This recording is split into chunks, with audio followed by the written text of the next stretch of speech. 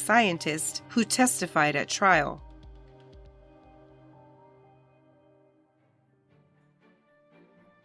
Hey guys, now you know how much I enjoy Best Fiends, but I've noticed, even though I've been home so much more, I haven't played as much as usual. My schedule is all over the place, and with going out less, so much waiting is removed from my day, and that's when I enjoyed playing Best Fiends most.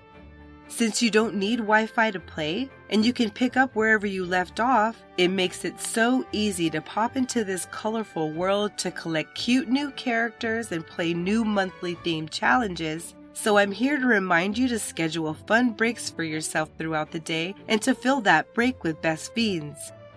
Best Fiends has thousands of levels already, with new levels, events, and characters added every month. It's hours of fun right at your fingertips, and you can even play offline. With over 100 million downloads and tons of 5-star reviews, Best Fiends is a must-play. Download Best Fiends free on the Apple App Store or Google Play. That's friends without the R. Best Fiends. Regarding this seemingly damning evidence, Angel said, quote, "The only evidence that they have against me is a piece of duct tape, which is, I guess, the murder weapon. It doesn't make me a murderer. It doesn't mean I was there. It doesn't mean that I know who did it. It just means that at one point, I touched some duct tape. It's going to be a scar on my life forever, and I just don't want to have to live like a murderer when I'm not. I don't want to grow old in prison when I haven't done anything, so that's what's scary." The Change.org petition, created to try to get Angel a retrial, points out that in Tennessee, only 12 ridges need to match for it to be considered a hit, while a fingerprint has 150 ridges or more. If any of the fingerprint experts I reached out to agree to answer a few general questions on this topic, we'll revisit it. The defense objected to this evidence, claiming that they never received a record of the chain of custody for the original duct tape, meaning they had no clue just how many people had touched it before it was destroyed. Did I mention that the original tape evidence was destroyed during and after testing, and that only photographs were used at trial? The state called Detective Fields, and he testified that Shirley Bumpass told him that she had purchased marijuana from Franklin Bonner at his home on the afternoon he was murdered at approximately 2:15 p.m. Shirley Bumpass then testified that she didn't remember any of those things from 10 years prior, other than meeting with Detective Fields the day after the crime occurred. Shirley had told defense attorney Andrea Haydock that if she was shown her phone number from that caller ID, she wouldn't recognize it or the Bonner's old number.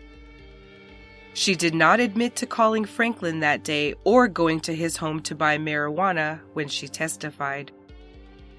In regards to testifying on her own behalf, Angel considered refraining because, quote, "I'm not 13. The jury is going to be looking at a grown woman. The jury is not going to be looking at a kid. But at the same time, I just want to be heard. I want to be able to say I didn't do this." When the time came, Angel wanted to testify, but her attorney, Andrea Haydock, strongly advised against it, saying that they, quote, "weren't losing, that the jury only wanted to hear the one thing she couldn't tell them, how her prints got on the duct tape that suffocated Franklin Bonner, if she says she wasn't there." Angel told her lawyers that she felt like the jury was waiting to hear from her, to hear her side of the story and whatever she had to say about these accusations. Their only defense was trying to explain how her print could have gotten on the tape. Angel vocalized her frustration during the trial, saying she felt her attorneys weren't aggressive enough, that they should be standing up for her innocence and should have been objecting to way more than they were. The defense didn't hide the fact that they felt that there wasn't enough reliable evidence to convict Mallory Vaughn. Lead defense attorney Andrea Haydock said out loud that if the adult co-defendant was acquitted, the child co-defendant would also be acquitted. They appear to put a great deal of faith behind this assumption. They did not allow Angel to testify on her own behalf. The defense's closing arguments included, quote, The only potential evidence you've heard against Angel Bumpass in this case are 2 fingerprints on a piece of duct tape. A mobile object that could have come from anywhere and could have gone anywhere. You're at home. You're using the duct tape. You pull too much out. It's hard to mess with. My fingerprints are all over this duct tape. If this duct tape ends up somewhere and is used in the perpetuation of a crime, am I considered to have been at that crime scene? You have 9 unidentified fingerprints today, still outstanding. The state is asking you to find beyond a reasonable doubt that this 13-year-old little girl walked 2.5 miles to the home of a man whom she'd never met, to go meet a 26-year-old man whom she'd never met to commit a robbery. That's ridiculous. I told you that you would hear from a grieving widow who desperately wants to find the real killer in her husband's case. The prosecutor's office definitely wants to give that. That is no reason to put an innocent man in jail. I want to give closure to Mrs. Bonner, but convicting a 13-year-old little girl of murder does not get us there. That is not perpetuating the wheels of justice. That is the opposite direction. Please return a verdict of not guilty as to Angel Bumpass. The state's closing argument included, quote, "Ladies and gentlemen of the jury, the last call was Shirley Bumpass. Is that just a coincidence? No, ladies and gentlemen, she knows that is bad evidence for her granddaughter. That's why she came in here and she told you lies. She didn't get her fingerprint on the tape by playing with it. She was helping her buddy Mallory Vaughn commit a robbery.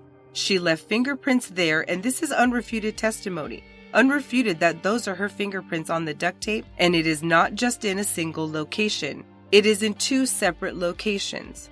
Convict both these individuals of these crimes, first-degree murder and especially aggravated robbery."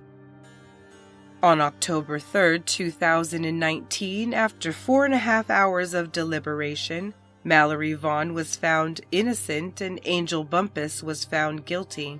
And just before Thanksgiving, she received 8 years for aggravated robbery and life for the first-degree felony murder of Franklin Bonner.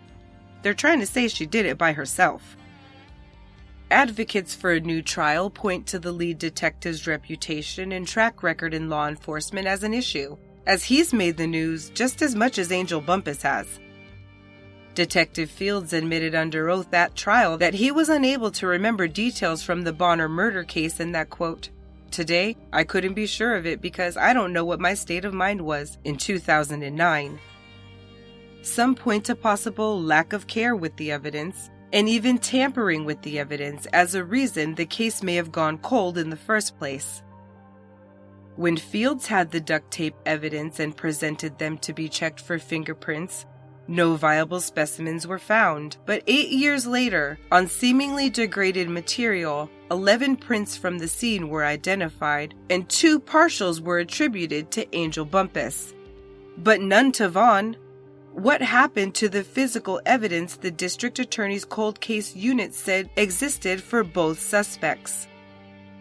As it turns out, Carl Fields had a complicated, scandal-ridden tenure with the Chattanooga Police Department, according to local news outlets including the Chattanooga Times-Free Press.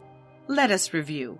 In 2006, he pleaded guilty to DUI and was hit with a 2-week unpaid suspension for crashing his personal vehicle while off duty and telling his superiors he'd been carjacked. He received a suspended 12-month sentence and lost his driver's license for 12 months. His professional conduct next came under scrutiny in 2012, when a defense attorney in a murder trial questioned him about lost audio files containing interviews, which Fields claimed he turned over but the evidence collection officer said he never received. The following year, in January of 2013, another murder defendant's counsel alleged misconduct, saying a doctored lineup was produced for a witness after she failed to make an initial identification with the official one. 2014 saw he and some colleagues accused of not testing all of the guns and evidence related to an attempted murder, leading to a motion to dismiss. But the year held more for Detective Fields, as he was placed on administrative duty while an official misconduct investigation into his inappropriate relationship with an alleged rape victim whose case he was working commenced. The Times Free Press received transcripts of hundreds of text messages sent between the detective and the woman making both accusations. Fields identifies himself within these texts and gives his work phone number and email and talks with her about her case, alternating between flirting and professional. He even texted things such as, quote, "I know that your world has been turned upside down with recent events, but I have to admit that I want something from you," he wrote. "I want you to let me love you. I realize that 1, I have a wife, 2, you have a lot going on, but the act of me loving you will not change or cause you or me any added complication."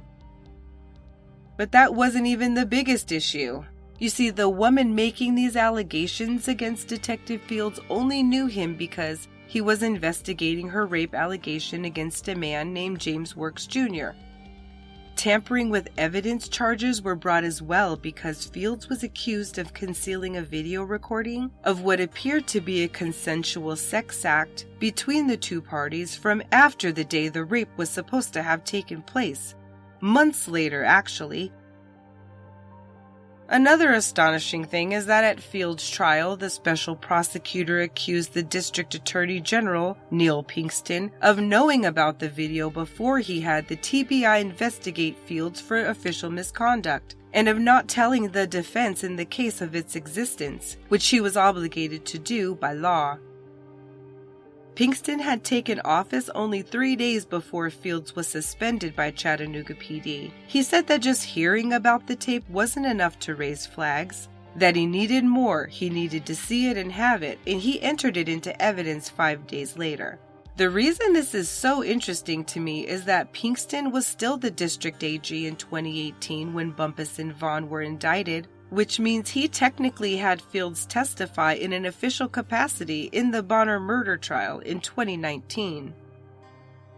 In the end, however, both charges against Detective Fields were dismissed, with the judge saying that the state failed to prove, beyond a reasonable doubt, that the fired detective concealed evidence. Advocates for a new trial also feel that ineffective assistance of counsel is a valid stance. They say that Haydock and Best presented no mitigating circumstances, failed to provide character witnesses, and failed to fully investigate the facts surrounding the crime or make effort toward building Angel a viable defense. They say the defense didn't take the case seriously and were disillusioned in thinking and making Angel believe that she had nothing to worry about. Angel Bumpass is serving out her life sentence at the Tennessee Prison for Women in Nashville, the same prison where Centoya Brown was incarcerated and released from in August of 2019. A life sentence in the state of Tennessee is 60 years, making Angel eligible for parole on July 6, 2079, when she's 84 years old. Her mother, Tamika, is currently housed at Arendelle State Prison, along with Jasmine Whitehead, whom we covered back on the Twins episode. She'll be eligible for release 37 years before her daughter Angel, on April 17, 2042.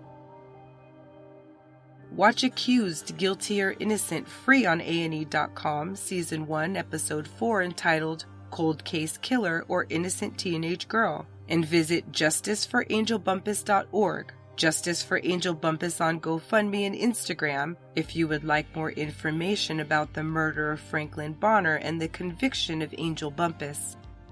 The Change.org petition in demand of a retrial says that when the case was reopened, a single hair was identified as having been found on the original duct tape evidence and that this hair was never tested. Could this be one of the reasons why the defense argued about chain of custody? Did the cold case team know this hair was foreign object debris, opting not to test it so as not to invalidate the authenticity of all of the other evidence in this case? These are the kinds of questions I had that made this case my first What Do You Think episode. I really hope this case intrigued you as much as it did me, and if I ever get more information, you'll be the first to know. Now that you know everything that I know about the case, I want to hear what you think, and I feel pretty confident saying that you know where to find me. Next time, Murderous Minors is going